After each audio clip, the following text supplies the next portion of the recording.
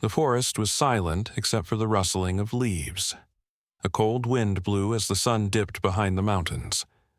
Max, a large German shepherd with scars on his muzzle, moved through the trees with slow, cautious steps. He wasn't supposed to be here. This was wild territory far from his home. But something had pulled him deeper into the woods, a smell, a sound, something human. Then he saw it. A man tied to a thick oak tree, his mouth gagged, his clothes torn. The man's eyes widened when he spotted Max. Fear? Hope? Max didn't understand. But he knew one thing: this man was in trouble. The German shepherd stepped closer, sniffing the ropes.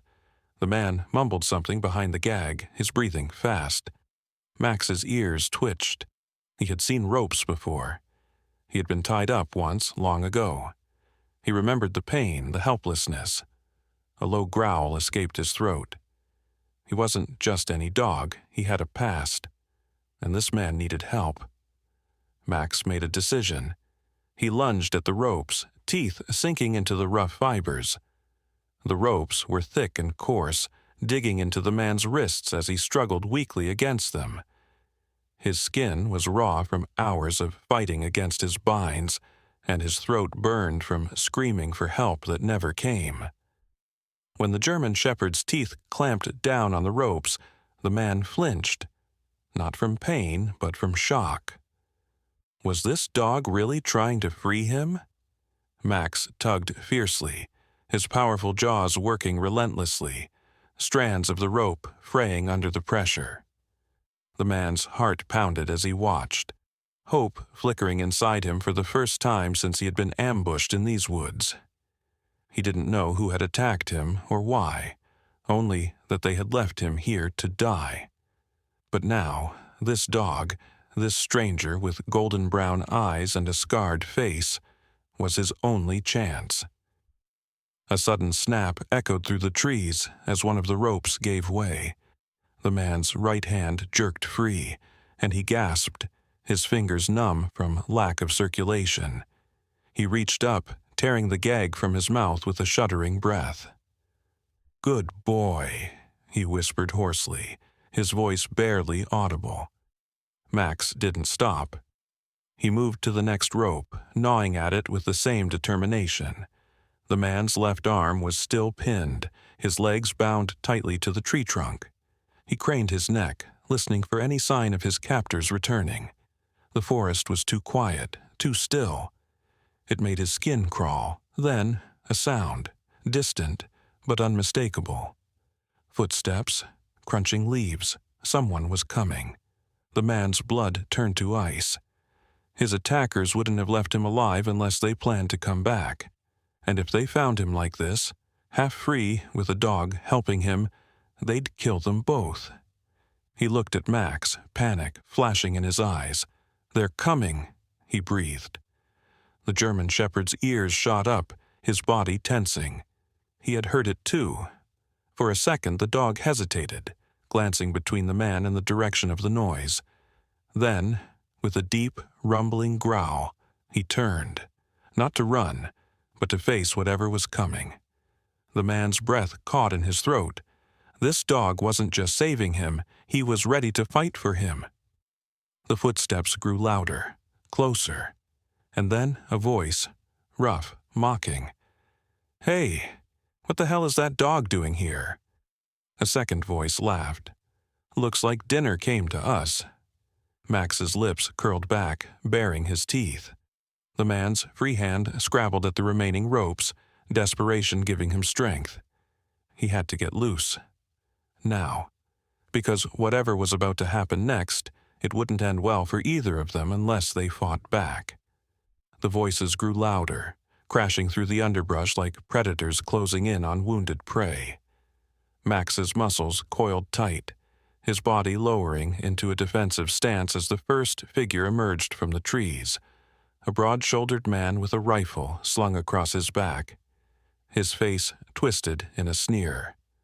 Behind him came another, younger but just as dangerous, his fingers twitching near the knife at his belt. The bound tourist's breath came in short, panicked bursts as he worked frantically at the remaining ropes, his free hand clawing at the knots while keeping his movements small, hoping the men wouldn't notice. But the German shepherd was making that impossible. Max didn't back down. Instead, he took a single step forward, his growl deepening into something primal, a sound that seemed to vibrate through the forest itself. The larger man stopped short, his smirk faltering for just a second. "The hell is wrong with this mutt?"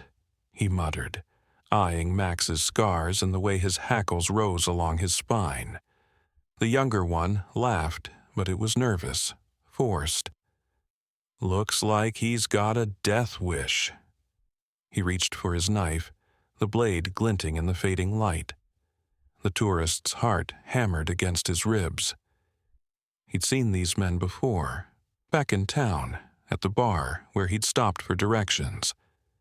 They'd seemed friendly then, helpful, right up until they'd led him into the woods and knocked him out cold. Now, here they were, and the only thing standing between him and whatever they had planned was a dog he'd never met before. Max didn't wait for them to make the first move. With a sudden, explosive lunge, he charged. The men shouted, scrambling back, as the German shepherd barreled into the younger one, knocking him off his feet. The knife skidded across the dirt, and the man howled as Max's teeth clamped onto his forearm, not deep enough to cripple, but enough to make him scream.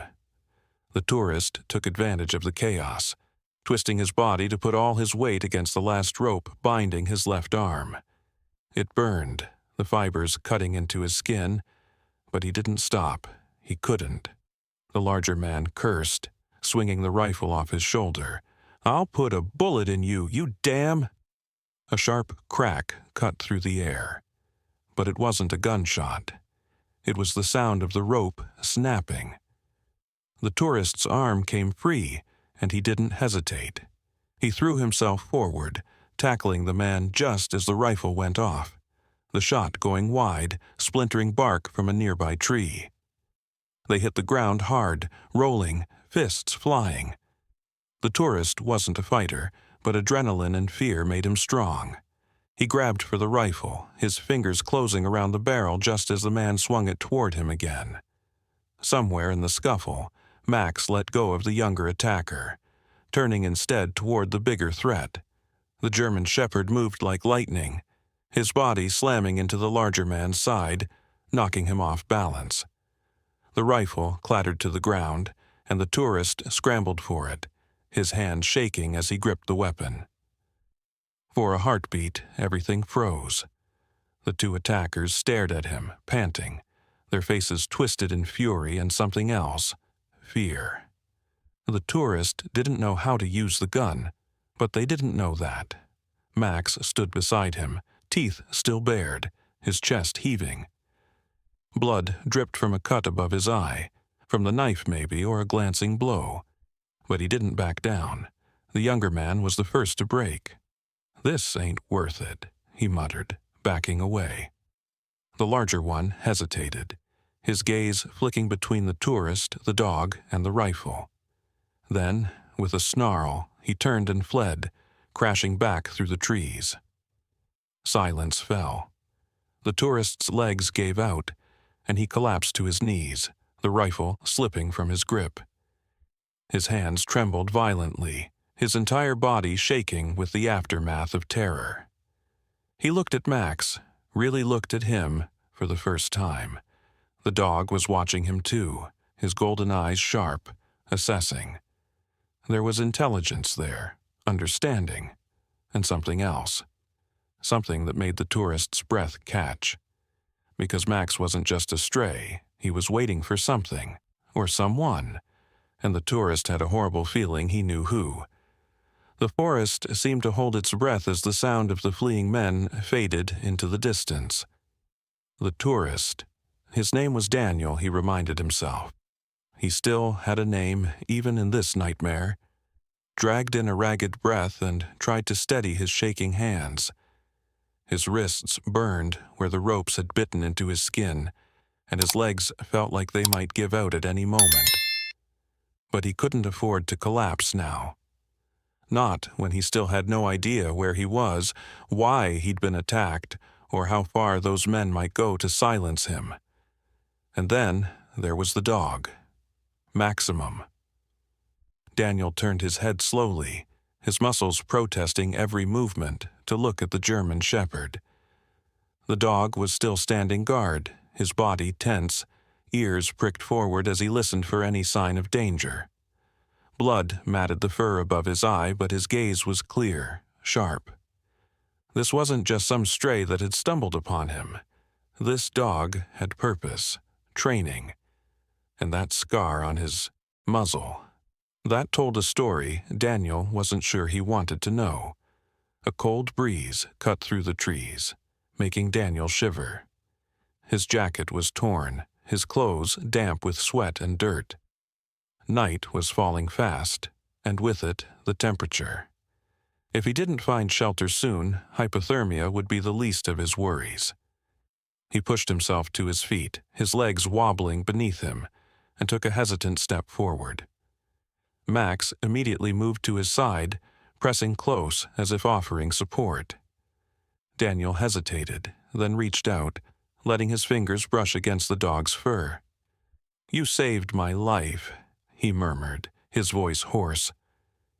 Max didn't respond, but he didn't pull away either.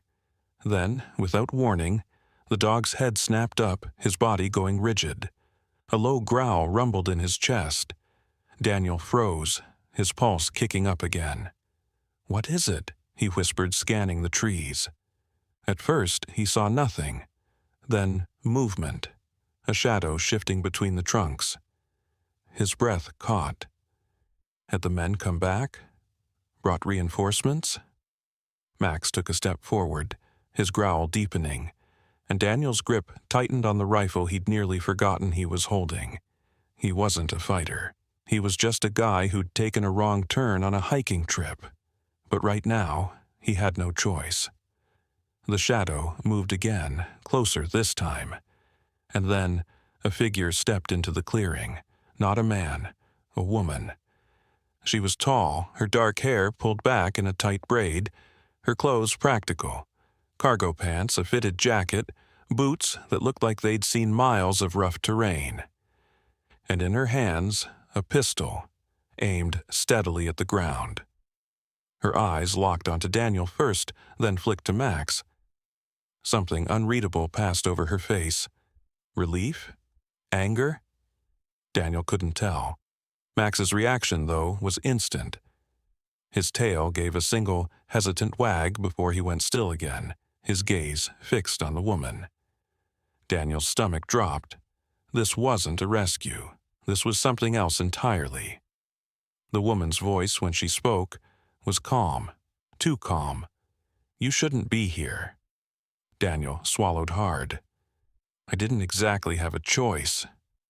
Her gaze flicked to the ropes still dangling from the tree, then back to him. "Those men, what did they say to you?" "Nothing," Daniel said, his mind racing. They jumped me. I don't even know why." The woman's jaw tightened. She took a step closer, and Max didn't stop her.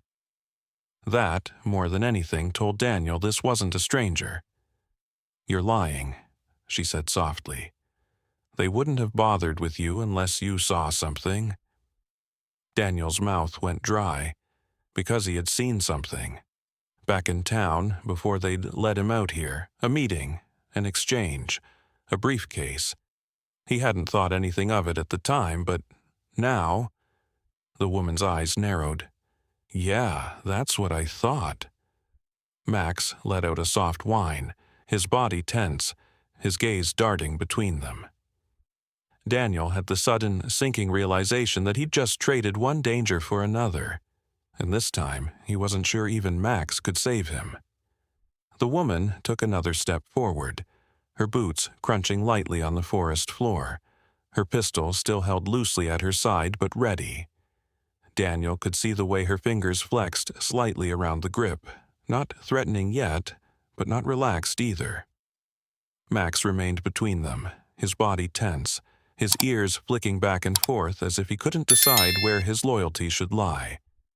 The air between the three of them was thick with unspoken questions, and Daniel's mind raced. Who was this woman? Why did Max seem to know her? And what the hell had he stumbled into? The woman exhaled sharply through her nose, her gaze never leaving Daniel's face.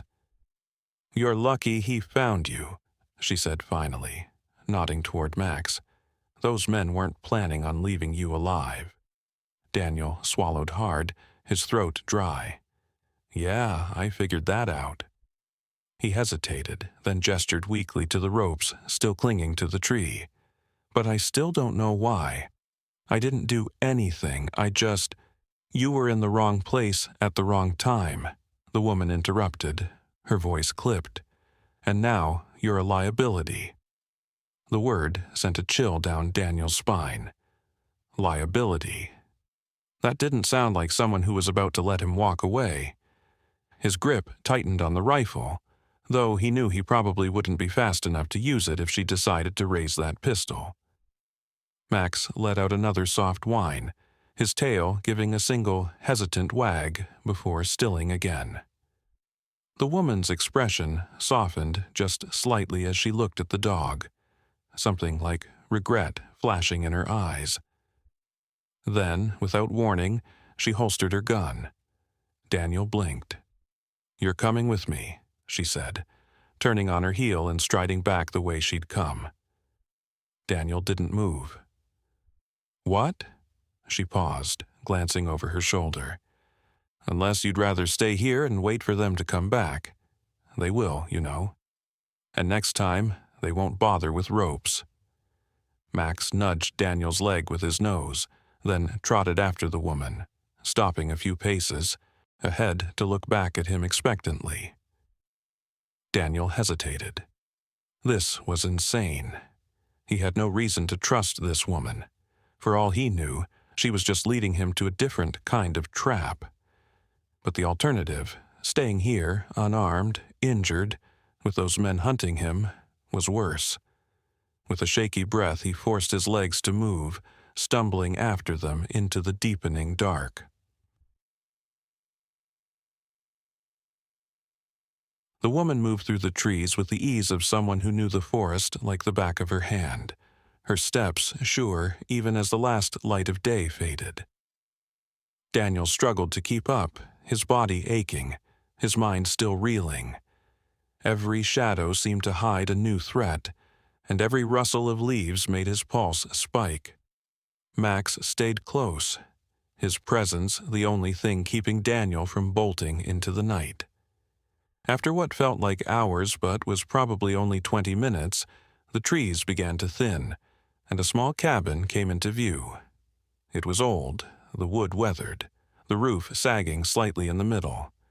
Smoke curled from a makeshift chimney, and a dim light glowed behind the single window. The woman didn't slow, heading straight for the door and pushing it open without knocking. Daniel hung back, his instincts screaming at him to run, but Max nudged him again, his golden eyes steady in the moonlight. With a deep breath, Daniel stepped inside. The cabin was sparsely furnished. A table, a few chairs, a cot in the corner. Maps and papers were strewn across every surface, and a radio crackled softly on a shelf. Another woman, younger, with short blonde hair, looked up from where she was bandaging a wound on her arm. Her eyes widened when she saw Daniel. "Who the hell is this?" she demanded. The dark-haired woman tossed her jacket onto the table. "A problem." The blonde's gaze flicked to Max, then back to Daniel. "And you brought him here?" "He saw the exchange," the dark-haired woman said simply. The blonde cursed under her breath. "That's just great." Daniel's stomach twisted. "Look, I don't know what's going on, but I don't want any trouble. I just want to get out of here alive." The two women exchanged a look. Then the dark-haired one sighed. "Sit down," she said, gesturing to a chair. "You're not going anywhere tonight." Max settled at Daniel's feet, his head resting on his paws, his eyes watchful. Daniel sat, and wondered what fresh hell he'd just walked into. The cabin walls seemed to close in around Daniel as the two women spoke in hushed tones near the radio, their voices too low for him to catch more than fragments. Words like compromised and extraction floated through the air, each one tightening the knot in his stomach. Max hadn't moved from his spot at Daniel's feet, the dog's warm weight a small comfort against the growing dread. The blonde woman, Lena, he'd heard the other call her, kept shooting him glances that were equal parts suspicion and pity, while the dark-haired woman, whose name he still didn't know, had barely looked at him since they'd entered. The silence stretched, broken only by the crackle of the radio and the occasional gust of wind rattling the window panes.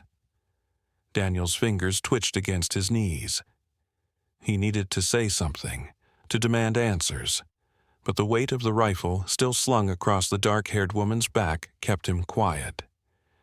He'd seen how fast she could move, how little hesitation she had, and Max clearly knew her, trusted her even. That should have been reassuring, but all it did was make Daniel feel more out of place. Who were these people? What kind of operation was he tangled up in? The exchange they'd mentioned. Was that the briefcase he'd seen in town? The one those men had been so desperate to keep secret that they'd tried to kill him for just glimpsing it? A burst of static from the radio made him jump. The dark-haired woman snatched it up, her voice sharp as she spoke into the receiver. "Say again." The voice on the other end was garbled, but the urgency was clear. Fallback point compromised, en route. The woman's grip on the radio tightened. Understood. She tossed it back onto the table and turned to Lena. "We need to move, now." Lena didn't argue, already shoving supplies into a backpack. "What about him?" she asked, jerking her chin toward Daniel. The woman finally looked at him, her gaze assessing. For a second, he thought she might leave him behind. Then she sighed. "He comes with us." Daniel's pulse spiked. "Wait, where are we going?" No one answered. The women moved with practiced efficiency, clearing the cabin of anything incriminating in under a minute. Max stood, his ears pricked forward, his body tense with anticipation. Daniel wanted to refuse, to dig his heels in and demand answers, but the memory of those men in the woods, the ropes, the knife, the gunshot, kept him silent. If these women were dangerous, they were also his only chance of getting out of this alive. The dark-haired woman shouldered her pack and tossed another at Daniel. "Carry this, and keep up." Then she was out the door, Lena on her heels. Max nudged Daniel's hand with his nose, a silent prompt. Daniel took a deep breath and followed. The forest at night was a different beast entirely. Shadows twisted into strange shapes, and every rustle of leaves sounded like footsteps. Daniel stayed close to Max, the dog's steady presence the only thing keeping him from bolting blindly into the dark. The women moved ahead of them, their path deliberate, pausing only to check their surroundings before pressing onward. No one spoke. The weight of the backpack dug into Daniel's shoulders, but he didn't complain. Questions burned in his throat, but he bit them back. Now wasn't the time. After what felt like hours, the trees began to thin, and the faint glow of headlights cut through the darkness. A dirt road, a waiting truck. Daniel's steps faltered. This was it, the point of no return. Once he got in that truck, there was no telling where they'd take him. No guarantee he'd ever make it back. Max pressed against his leg, grounding him. The dark-haired woman turned, her expression unreadable in the dim light. "You coming or not?" Daniel hesitated. Then, with a slow exhale, he stepped forward. The truck door creaked as he pulled it open. And that's when the first gunshot rang out. The gunshot echoed through the trees like a thunderclap, sending a flock of birds exploding into the night sky in a panic of wings and shrill cries. Daniel froze, his hand still gripping the truck door, his body caught between the instinct to dive for cover and the paralyzing shock of the moment. The dark-haired woman reacted first. She dropped into a crouch, her pistol already drawn, her eyes scanning the tree line with lethal focus. Lena cursed and yanked Daniel down behind the truck's front wheel, her grip iron tight on his arm. "Stay low," she hissed, her breath hot against his ear. Max was a blur of motion, his body coiled, his teeth bared in a silent snarl as he positioned himself between Daniel and the unseen threat. Another shot rang out. This one closer, the bullet pinging off the truck's hood with a metallic shriek. Daniel's heart hammered so hard he could feel it in his throat. Who was shooting at them? The men from before? Someone else? The dark-haired woman fired back, 2 quick shots aimed into the shadows, her movements precise, unhurried. She didn't waste bullets. She didn't panic. Daniel realized with a jolt that she'd done this before. Many times. Lena tugged at his sleeve, her voice urgent. "We need to move. Now." Daniel didn't argue. He scrambled to his feet, keeping his head down, and lunged for the truck's cab. Max leapt in after him, his paws scrabbling against the worn upholstery. The engine roared to life as the dark-haired woman slid into the driver's seat, her pistol still in one hand, the other yanking the gear shift into drive. Lena hauled herself into the bed of the truck, her own weapon drawn, her back pressed against the cab for cover. The truck lurched forward, tires spitting gravel, just as another bullet shattered the rear window. Daniel ducked, glass raining down around him. The dark-haired woman didn't flinch.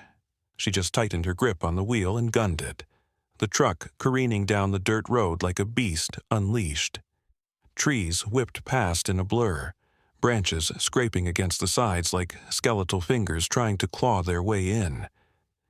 Daniel risked a glance back through the broken window and saw figures emerging from the forest. 3, maybe 4. Their shapes indistinct in the gloom, but their intent clear. They weren't giving up. Max pressed against Daniel's side, his body tense, his ears flat against his skull. The dog's breath came in short, sharp pants, his eyes locked on the road ahead.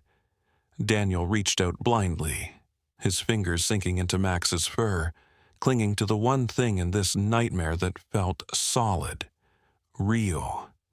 The dark-haired woman's voice cut through the chaos. "Hold on." Daniel barely had time to brace himself before she wrenched the wheel to the left, sending the truck skidding onto a narrower, overgrown path. Branches slapped against the windshield, leaves and twigs scraping the roof like the whispers of the dead.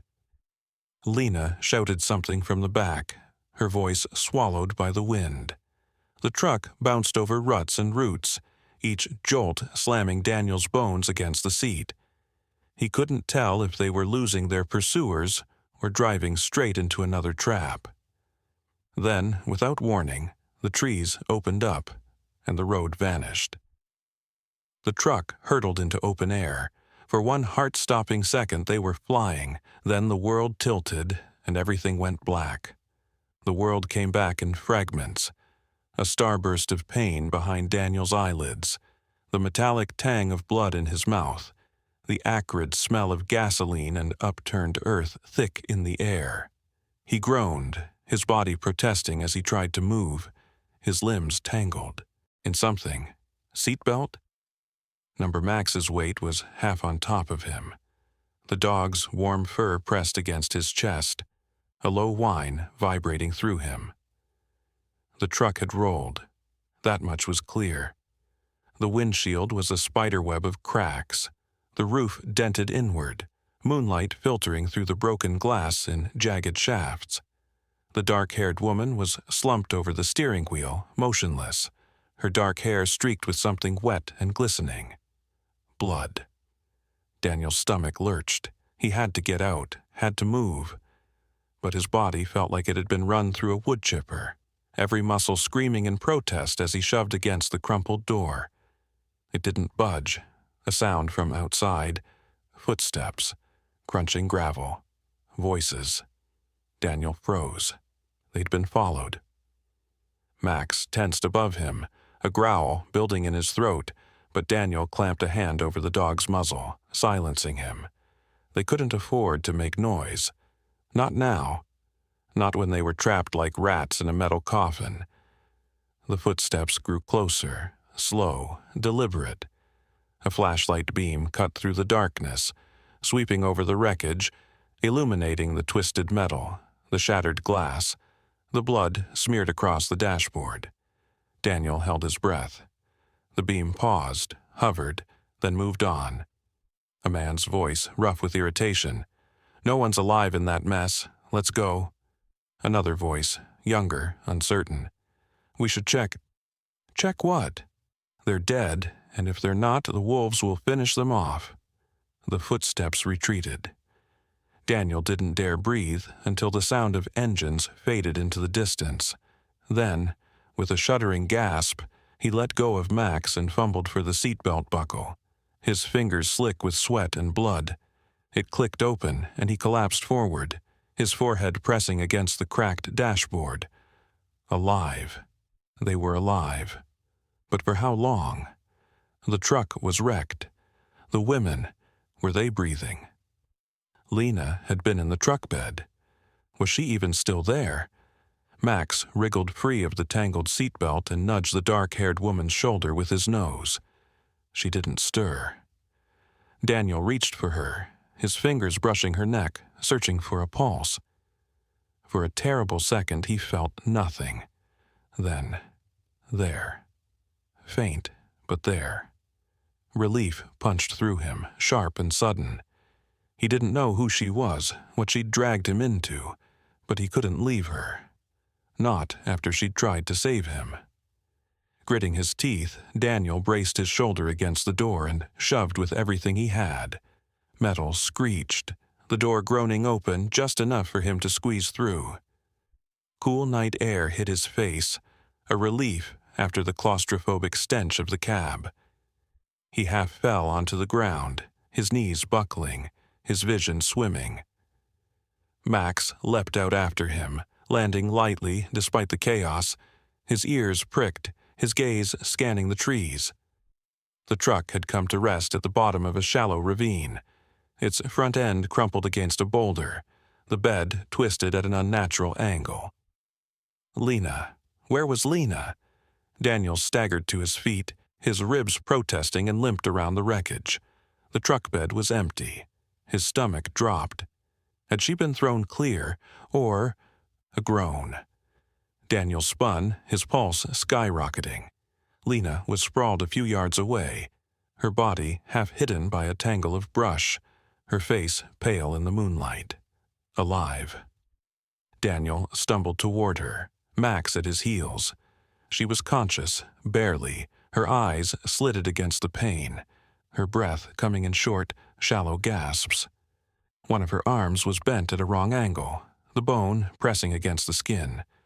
Broken. Badly. Her voice was a rasp.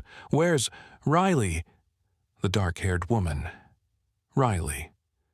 Daniel jerked his chin toward the truck. "Still in there. She's alive, but..." Lena's face twisted. "We need to move. They'll double back. They always do." Daniel wanted to argue, wanted to scream that none of them were in any condition to move, that they needed help, a hospital, anything. But the look in Lena's eyes, desperate, determined, silenced him. She knew something he didn't, something worse coming. Max let out a soft whine, his body tense, his gaze fixed on the tree line. Daniel followed his stare and saw the flicker of movement in the shadows. Not men, not wolves, something else. Watching. Waiting. The thing in the shadows didn't move, not right away. It stood perfectly still, a silhouette just beyond the tree line, its shape indistinct but undeniably wrong. too tall, too thin, arms that seemed just a little too long for its body. Daniel's breath caught in his throat, his pulse hammering so hard he could feel it in his fingertips. Beside him, Max's growl was a low, continuous rumble, the sound vibrating through the ground where Daniel knelt beside Lena. The dog's hackles were raised, his body coiled like a spring, every muscle tensed for a fight. But even Max didn't lunge forward. Even he seemed to recognize that this wasn't just another enemy.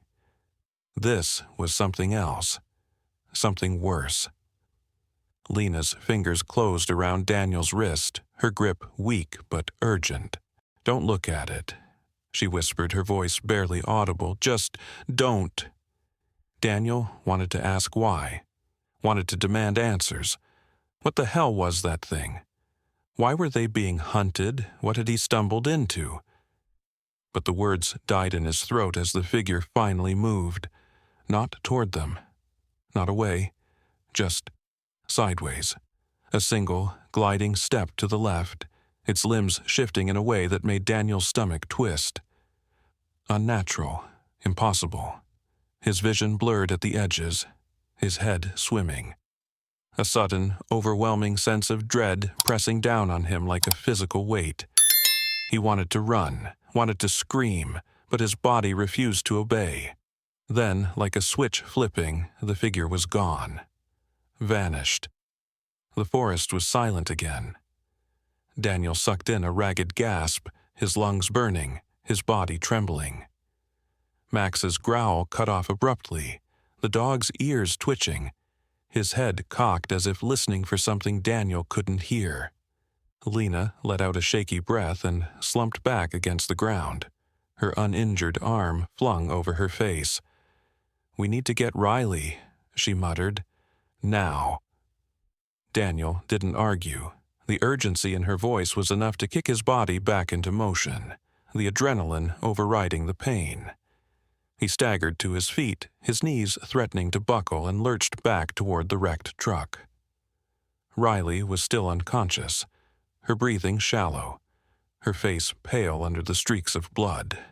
Daniel fumbled with the seatbelt, his fingers numb, his mind racing. That thing, whatever it was, hadn't attacked, but it had watched, and the way Lena reacted, she'd seen it before. She knew it.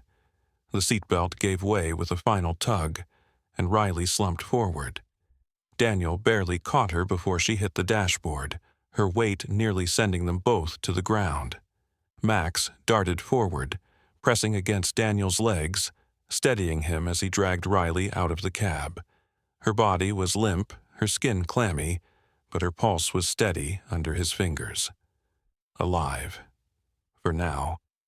Lena had managed to sit up by the time Daniel hauled Riley over to her, her good arm braced against the ground, her face tight with pain. "We need to get to the bunker," she said through gritted teeth. Daniel blinked. "The what?" Lena didn't answer. She just nodded toward the trees. Not where the figure had been, but further east, where the ravine sloped upward into thicker forest. "Half a mile that way. There's a hatch under the red oak. We can make it if we move fast." Daniel wanted to laugh. Half a mile? With 2 injured women, no supplies, and whatever the hell that thing was still lurking out there. It was suicide. But the alternative, staying here waiting for those men, or worse, to come back, was even worse. He swallowed hard and adjusted his grip on Riley, her arm slung over his shoulders. "Lead the way," he said, his voice hoarse. Lena pushed herself to her feet with a grunt, cradling her broken arm against her chest. Max stayed close, his body tense, his gaze flicking between the trees as they started forward. The forest seemed darker now, the shadows deeper, the air thick with the scent of damp earth and something else. Something metallic, like old blood. Daniel kept his eyes locked on Lena's back, forcing himself not to look into the trees, not to search for movement, but he could feel it, watching. following. The hike was agony. Every step sent fresh waves of pain through Daniel's body, his muscles screaming, his vision blurring at the edges. Riley's weight grew heavier with each passing minute, her breath hot against his neck, her boots dragging in the dirt. Lena moved like a ghost ahead of them, her steps silent despite her injury, her good hand occasionally reaching out to steady herself against a tree trunk. Max ranged ahead, then circled back, his ears pricked, his nose twitching as he scented the air. The dog was on edge, more than before. Daniel didn't need to ask why. They were being hunted. Not just by men, by something else. Lena stopped so abruptly Daniel nearly ran into her. She held up a hand, her fingers trembling, her gaze fixed on something ahead. Daniel followed her stare and froze. The red oak, and beneath it, half hidden by fallen leaves and moss, a rusted metal hatch. Relief flooded through him so violently his knees nearly gave out. They'd made it. They were... A twig snapped behind them. Daniel spun, his heart in his throat. The figure stood at the edge of the clearing. Closer this time. Close enough to see the way its limbs twisted. Close enough to see it wasn't human. Lena's voice was a whisper. Run. The word run had barely left Lena's lips when the world erupted into chaos. Max moved faster than Daniel's eyes could track. A streak of golden fur and bared teeth as the German shepherd launched himself at the shadowy figure with a snarl that seemed to shake the very air. The sound was primal, a vicious promise of violence that sent shivers down Daniel's spine. He didn't have time to process what was happening. His body moved on pure instinct, adrenaline flooding his veins as he hooked his arms under Riley's limp form and dragged her forward. Her head lolled against his shoulder, her breath shallow and uneven, her skin clammy with sweat and blood. Every muscle in Daniel's body screamed in protest. His ribs ached from the crash, his legs trembled from exhaustion. His hands were raw and bleeding from clawing his way through the forest. But he didn't stop. He couldn't stop. Lena was already at the hatch. Her broken arm cradled awkwardly against her chest as she used her good hand to frantically scrape away the layers of moss and dead leaves covering it. Her fingers were slick with blood, her movements jerky with pain, but she didn't slow down. The metal groaned in protest as she wrenched the hatch open, rust flaking away in reddish-brown chunks, revealing a gaping maw of darkness beneath. Daniel didn't hesitate. He tightened his grip on Riley and half jumped, half fell into the abyss, the world tilting violently as the ground rushed up to meet him. The impact knocked the breath from his lungs, his knees buckling under Riley's weight as they crashed onto the concrete floor below. Pain exploded through his legs, sharp and bright, but he gritted his teeth and rolled clear just as Lena landed beside him with a thud, the hatch slamming shut above them with a final, echoing clang. For a heartbeat, there was nothing but darkness and the sound of their ragged breathing. The air in the bunker was thick with dust and the stale scent of mildew, pressing against Daniel's skin like a physical weight. His pulse pounded in his ears, so loud he could barely hear anything else. Then, click. A faint, flickering light cut through the black as Lena pulled a small flashlight from her pocket, the beam shaking in her trembling hand. The light was weak, barely enough to see by, but it was enough to reveal the cramped space around them.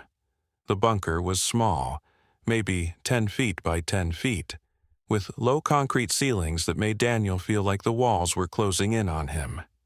Metal shelves lined the walls, stacked with supplies that looked like they hadn't been touched in years.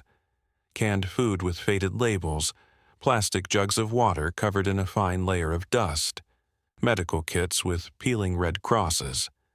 A single cot sat in the corner, the mattress stained with old blood and sweat, the thin blanket crumpled in a heap at the foot.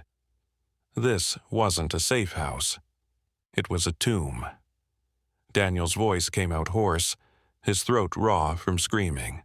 What the hell was that thing? Lena didn't answer. She was already moving to Riley's side, her flashlight beam bouncing wildly as she dropped to her knees beside the cot.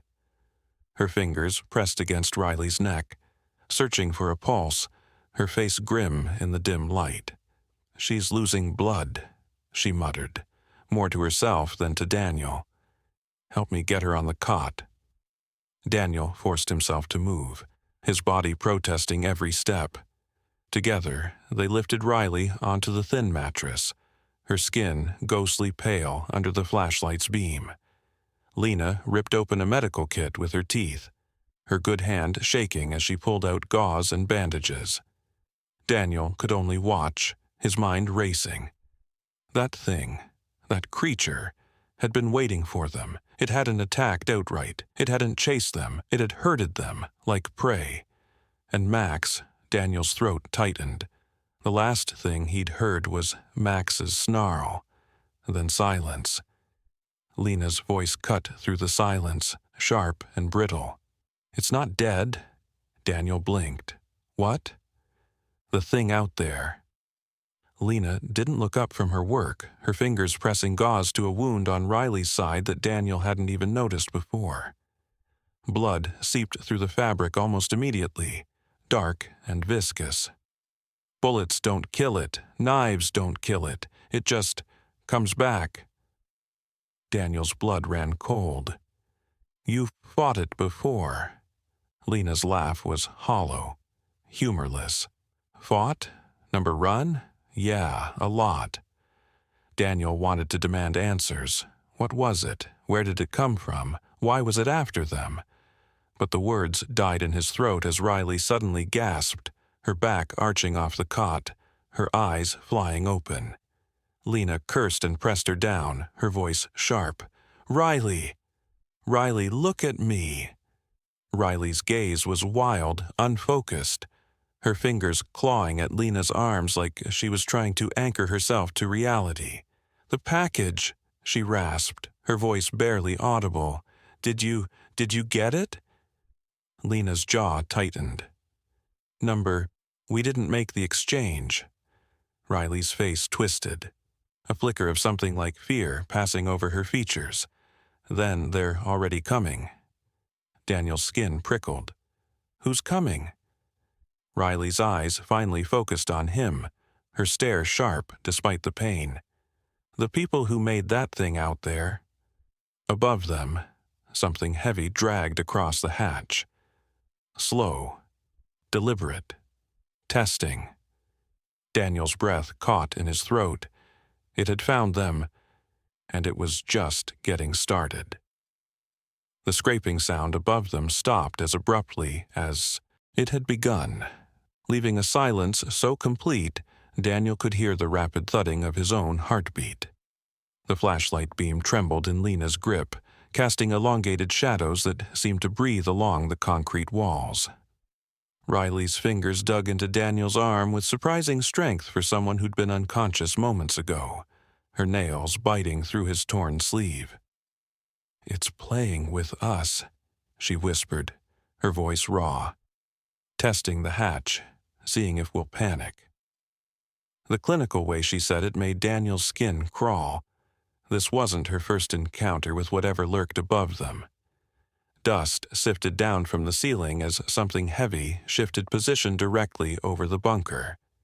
Daniel's imagination conjured images of elongated fingers tracing the hatch's edges, searching for weaknesses. He forced himself to look away, focusing instead on the medical supplies scattered across the cot. The blood-stained gauze in Lena's hand told a grim story. Riley's injury was worse than he'd thought. A dark patch was spreading beneath her makeshift bandage, the coppery scent of blood mixing with the bunker's stale air. Lena noticed his stare. "Bullet grazed from the crash," she muttered, pressing a fresh bandage against Riley's side. "Went deeper than I thought." Her hands moved with practiced efficiency despite the tremor in them, the way someone who treated battlefield wounds might work. Daniel's mind raced with questions. Who were these women, really? What kind of operation involved both shadowy government bunkers and whatever that thing outside was? A metallic groan from above made all three of them freeze. The hatch handle was turning. Slowly. Methodically. Riley's breath hitched. It learned. The simple statement carried terrifying implications. Daniel's mouth went dry as he watched the circular handle rotate a full 360 degrees before stopping.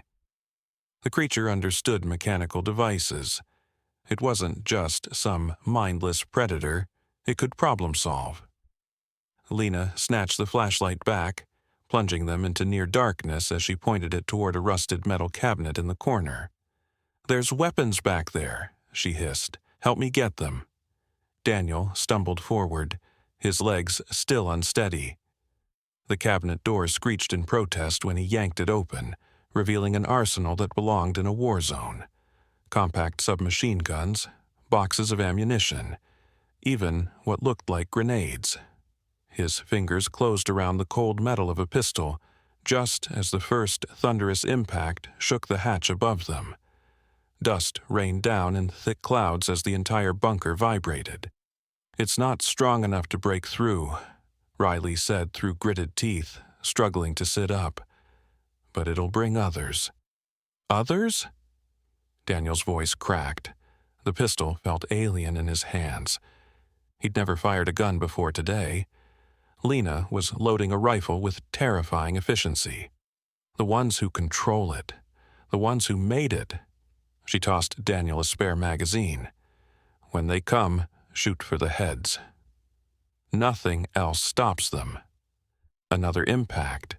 The metal hatch dented inward slightly, the sound like a gunshot in the confined space. Daniel's hands shook as he fumbled with the magazine. The reality of their situation crashed over him. Trapped underground with limited supplies, injured companions, and something beyond human comprehension trying to get in. Riley's hand on his arm startled him. Her eyes gleamed in the dim light, fever bright with pain, and something else, determination. "Listen carefully," she breathed. "There's a tunnel behind that shelf." She nodded toward the far wall. "Leads to an old mining shaft about 2 miles east. If we can get there—" A third impact. Louder this time. The hatch's hinges screamed in protest. "If we can get there," Riley continued, "there's a vehicle stashed at the entrance. Keys are taped under the driver's seat." She winced as another wave of pain hit her. "You'll need to carry me." Daniel opened his mouth to respond when the bunker's single light bulb, long thought dead, flickered to life with a sickly yellow glow. The sudden illumination revealed details he'd missed before. The strange symbols scratched into the concrete walls. The dark stains that weren't just dirt. The dates and names written in what looked like blood on the underside of the hatch. Lena's face went pale. "Oh, God!" The bulb pulsed brighter. A high-pitched whine filled the air, growing louder until it became nearly unbearable. The weapons on the cot began to vibrate. Then the entire shelf unit shook violently before toppling over with a crash that drowned out Riley's shout of warning. In the sudden silence that followed, 3 things happened at once. 1. The light bulb exploded in a shower of glass. 2. The hatch locks disengaged with a series of metallic clicks. 3. From outside came a sound none of them expected, Max's frantic barking. Daniel's head snapped up. "That's Max. He's alive." Riley's expression turned to outright horror. "No, she whispered. That's not Max anymore." The hatch creaked open with agonizing slowness, revealing not the starry night sky Daniel expected, but an impenetrable darkness that seemed to swallow the faint light from the bunker's broken bulb. The air grew thick with a scent like ozone and rotting meat, making his stomach churn. Max's barking had stopped the moment the hatch moved, replaced by an eerie silence that pressed against Daniel's eardrums like physical pressure. He raised the pistol with trembling hands, aiming at the opening, though every instinct screamed that bullets wouldn't stop what was coming. Lena moved first, shoving Daniel backward with surprising strength as she brought her rifle up in one fluid motion. "The tunnel!" she hissed. "Now!" Riley was already moving, dragging herself toward the toppled shelf with gritted teeth, her bandage dark with fresh blood. Daniel hesitated only a second before holstering the pistol and scooping her up, her weight barely registering through the adrenaline coursing through his veins. Behind them, something heavy landed in the bunker with a wet thud, followed by the sound of claws scraping concrete. Daniel didn't look back. He couldn't. The hidden tunnel entrance was narrower than he'd imagined. Just a jagged hole in the concrete barely large enough for a person to crawl through. Lena went first, her rifle slung across her back as she wriggled into the darkness. Daniel passed Riley through as gently as he could, her stifled groan of pain cutting through him like a knife. As he turned to follow, a sound froze him in place. A low, guttural whine. Familiar. Max stood at the edge of the hatch, his golden fur matted with dirt and something darker. His eyes gleamed in the dim light, but wrong. Too reflective, too intelligent. The creature that had stalked them was nowhere to be seen. "Daniel!" Lena's voice was muffled from inside the tunnel. "Move!" Max took a step forward, his head tilting in that way Daniel knew so well. But then the dog's mouth opened, and what came out wasn't a bark or a whimper. It was a voice. Rough. Garbled. But undeniably human. "Don't go." Daniel's blood turned to ice. Riley's hand shot out from the tunnel, grabbing his ankle with surprising strength. "It's not him," she gasped. "Whatever's left of Max is gone. That thing is just wearing his voice." The Max creature lunged. Daniel barely had time to react, throwing himself backward into the tunnel as teeth snapped shut where his throat had been a second before. He landed hard on his back, the impact driving the air from his lungs, but he kept moving, scrambling deeper into the cramped passage as snarls echoed behind him. Lena was already dragging Riley forward, the flashlight beam bouncing wildly off the tunnel walls. The crawl felt endless. The air grew thicker, hotter, until each breath burned Daniel's throat. The sounds of pursuit had faded, but the image of Max, or what had been Max, wouldn't leave his mind. That voice, those eyes. When they finally burst free into the cold night air, Daniel collapsed onto the gravel, his body shaking with exhaustion and shock. They'd made it to the mining shaft entrance just as Riley had promised. An old Jeep sat parked nearby, its camouflage paint job making it nearly invisible in the moonlight. Lena didn't pause to celebrate. She hauled Riley into the passenger seat before turning to Daniel, her face grim.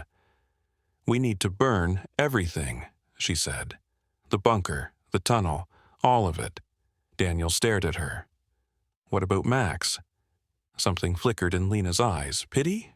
Regret? "Max saved your life twice tonight," she said softly. "First by finding you in those woods, then by giving us time to escape. Don't waste that." The drive away from the forest was silent. As the first hints of dawn painted the sky, Daniel watched the smoke rise in the distance. He thought about loyalty, about sacrifice, about the lengths both humans and animals would go to protect what mattered. Moral lesson. True courage isn't the absence of fear, but the will to act despite it. And sometimes the purest form of loyalty comes on 4 legs, a bond that not even darkness can fully erase. Chi began to open,